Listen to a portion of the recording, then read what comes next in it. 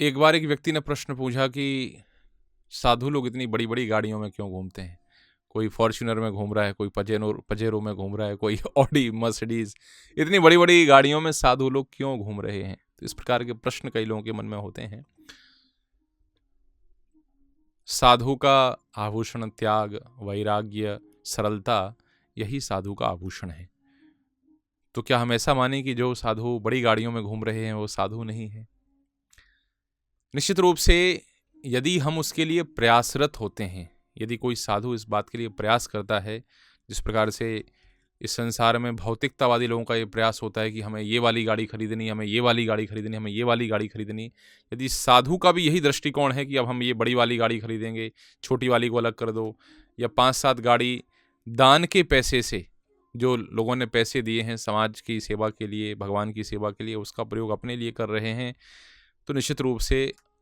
ये प्रशंसनीय नहीं है, ये सही नहीं है। कई बार कैसे होता है कि मुख्य रूप से जो उनके शिष्य होते हैं, क्योंकि श्रील प्रभुपाद जी से एक बार ये प्रश्न पूछा गया था कि स्वामी जी आप हवाई जहाज में क्यों घूमते हैं। तो प्रभुपाद जी ने कहा कि चूंकि तुम लोग पापाचार करके नरक की ओर हवाई जहाज से भाग रहे हो, हवाई मतलब इतनी तेज रफ्तार से तुम लोग नरक की ओर भाग रहे हो, तुम लोगों को बचाने के लिए मुझे भी हवाई जहाज से यात्रा करनी पड़ती है। तो वास्तव में साधु को व्यक्तिगत रूप से इन सब चीज़ों की कोई आवश्यकता नहीं है, एक जगह बैठ करके भजन कर सकते हैं। लेकिन जब समाज कल्याण की बात आती है, उनको आध्यात्मिक उपदेश करने की बात आए, आध्यात्मिक रूप से उन्नत करने की बात आए, तो मुझे लगता है कि जिस प्रकार से एक उद्योगपति के लिए बहुत आवश्यक हो जाता है कि वो अपने समय को बचाए और समय को बचा करके बाकी का समय वो अपने व्यापार में लगाए, ताकि उस व्यापार के माध्यम से वो जो अर्जन करना चाहता है धन इत्यादि वो कर सके। उसी प्रकार से साधु का समय बड़ा महत्वपूर्ण है और अनेक अनेक लोग उनके दर्शन करना चाहते हैं, उनसे सुनना चाहते हैं और उनके वचनों से लाभ उठाना चाहते हैं। तो ऐसे में आवश्यकता हो जाती है कि वो जो आधुनिक व्यवस्थाएं हैं, उन आधुनिक व्यवस्थाओं के उपयोग के द्वारा उनका उपयोग भगवान की सेवा में और भगवान की वाणी को लोगों तक पहुंचाने के लिए करे, ना कि अपने लिए। अब प्रश्न होता है तो ठीक है, छोटी कार में जा सकते हैं, बड़ी कार में क्यों जाना। फिर छोटी कार में जा सकते हैं, बड़ी कार में जाना तो कार छोटी हो या कार बड़ी हो, बड़ी कार कई बार ज़्यादातर परिस्थितियों में मैंने जैसे पहले कहा कि यदि सेल्फ एग्रेडाइजमेंट,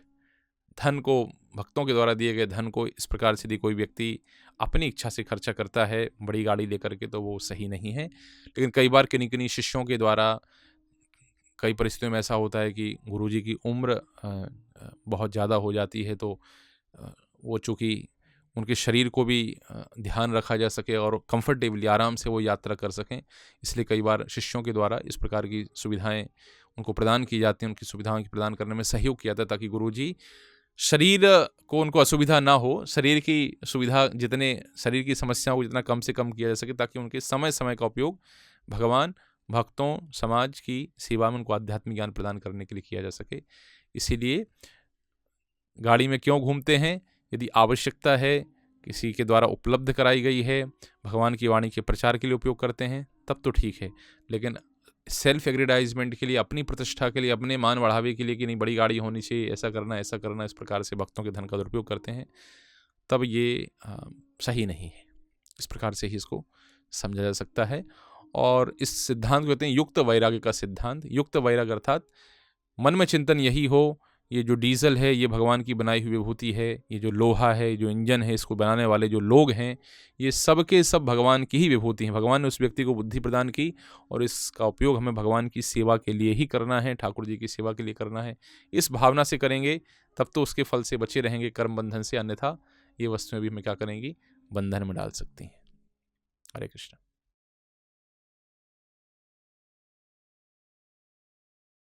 ऐसे ही और भक्तिमय कार्यक्रमों के लिए देखिए हरे कृष्णा टेलीविजन और इसे प्राप्त करने के लिए आप अपने केबल अथवा DTH ऑपरेटर से संपर्क करें तथा और अधिक जानकारी के लिए आज ही डायल करें 7666 839 839।